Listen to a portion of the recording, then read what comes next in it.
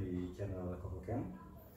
Kali ini saya coba mau review tentang TV pribadi yang udah kurang lebih 10 tahun nemenin saya. Oke, sebelum saya mulai, buat sobat-sobat yang belum subscribe, silahkan subscribe karena subscribe itu nggak bayar alias gratis. Jadi 10 tahun yang lalu itu banyak varian TV, mulai dari merek LG, Samsung, Sony, Panasonic, dan lain-lainnya. Tapi waktu itu ada fitur-fitur yang memang saya butuhkan, yang akhirnya mau nggak mau memang harus milih yang Samsung, karena memang itu yang worth it lah dari sisi harga, kemudian dari fitur yang waktu itu saya pengenin, kemudian juga dari fitur-fitur yang lainnya yang mendukung pekerjaan waktu itu. Jadi karena dulu itu kondisi rumah itu masih kecil ya, jadi saya selain kerja dengan router, saya juga harus menggunakan TV sebagai salah satu layar output datanya. Saya pilih waktu itu Samsung serinya LA32D451. Ini TV 32 inci. Kemudian ada fitur picture yang waktu itu memang sangat susah sekali. Ini kalau saya lihat dari websitenya Samsung itu memang masih ada displaynya, maksudnya masih ditampilkan di sini. Memang ini sudah discontinue ini produk. Jadi kalau saya lihat di sini tentang spesifikasinya, jadi TV ini LA32D451 ini merupakan seri keempat dari Samsung dengan ukuran layar 32 inci, resolusinya 1366x768, kemudian ya mendukung dynamic contrast ratio, white color enhancer, clear motion rate 50 ya sampai 50 Hz, kemudian juga picture engine DMI E+ dari Samsung sendiri. Jadi untuk display sendiri sih ini dikatakan no untuk ultra clear panel. Sementara untuk audio sendiri itu Dolby, mendukung Dolby Digital Plus atau Dolby Pulse, kemudian SRS surround ya. Terus DTS 2.0 plus digital out, sound outputnya 10 watt kali 2, kemudian speaker type-nya down firing plus full range. Sementara untuk fungsionalitas smart TV-nya di sini no semuanya. Untuk yang general feature ini yang yes itu cuman Anynet Plus, HDMI, CEC, sementara yang lainnya yes, auto channel search, EBG, teletext, OSD language, auto volume leveler, auto power off, clock and on off timer, sleep timer, game mode, kemudian picture in picture. Nah ini fitur legendaris dulu yang waktu itu memang dicari-cari dari berbagai macam varian TV yang ada saat itu. Sisanya ini no, Samsung 3D converter, suara 3D, all share, siap kontrol sentuh, mungkin touchscreen gini maksudnya.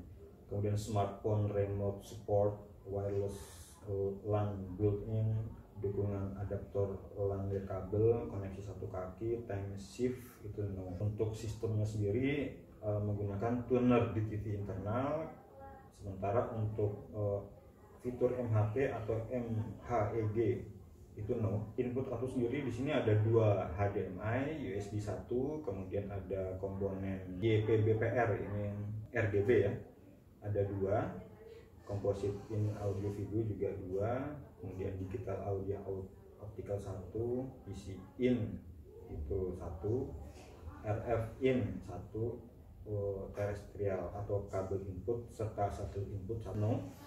Headphone 1, PC audio in 1, DVI audio in 1, audio out, mini jack no, Ethernet atau LAN no. Untuk desain sendiri itu crystal design, bezel type-nya normal, slim type normal, front color black, efek cahaya no, stand type round, swivel left right no. Untuk power supply sendiri itu AC 100 ya, 240 volt standar lah.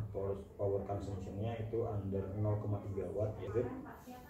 Untuk dimensinya sendiri, panjang kali lebar kali tinggi itu 1000 mm kali 589 kali 160. Sementara untuk beratnya sendiri itu 21,9 kg.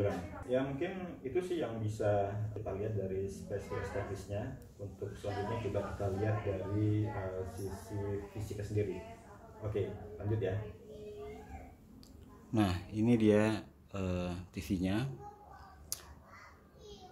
Model kode LA32D451G3MXXD.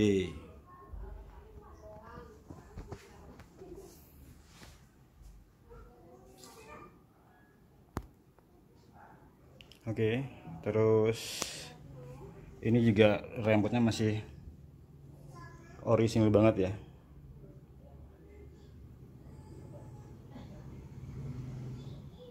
Walaupun sudah 10 tahun tapi tetap setia dia, awet. Oke, terus beberapa poin-poin yang saya suka tadi tuh yang udah dijelasin di awal. Kalau kita lihat di sebelah kirinya ini ada 2 slot ya, HDMI yang kedua, kemudian USB. Oke, kemudian wah, debunya men, gila men, nempel debunya. Kemudian ini ada HDMI yang pertama, terus juga ada PC in tuh kan, terus ada PC DVI audio in. Nah ini kayaknya belum pernah dicoba deh nih, karena waktu itu masih make yang komponen VGA. Terakhir sih pakai yang HDMI. Jadi ini nggak pernah kepake ya, nggak tahu yang kayak gimana modelnya ini. Terus di sini ada 2 RGB, ya kan? Terus ini ada slot untuk headset, terus optical. Ini juga nggak pernah kepake karena nggak pernah punya home theater. Ini standar antena. Yang ini power biasa.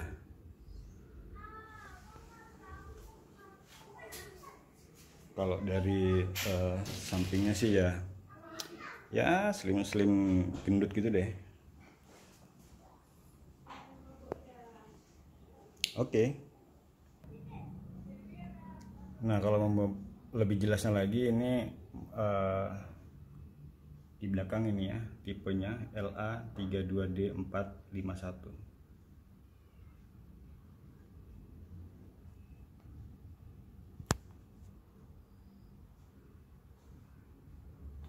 Oke sobat, jadi ini ada fitur yang mau saya tunjukin. Dulu memang saya cari-cari untuk semua jenis TV, cuman di monitor Samsung ini adalah fitur dari PIP atau Picture in Picture. Ini kalau kita on kan, maka akan tampil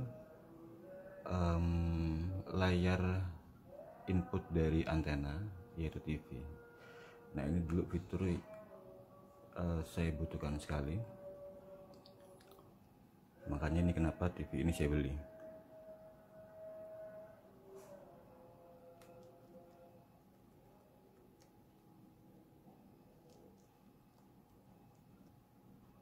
Review tentang TV yang sudah nemenin saya selama 10 tahun.